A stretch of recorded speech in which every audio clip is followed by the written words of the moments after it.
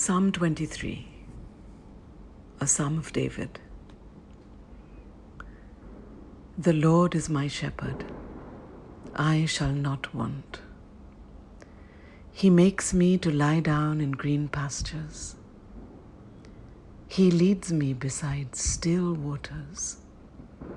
He restores my soul. He leads me in the paths of righteousness, for His name's sake. Yes, though I walk through the valley of the shadow of death, I will fear no evil, for You are with me. Your rod and Your staff, they comfort me. You prepare a table for me in the presence of my enemies. You anoint my head with oil. My cup runneth over.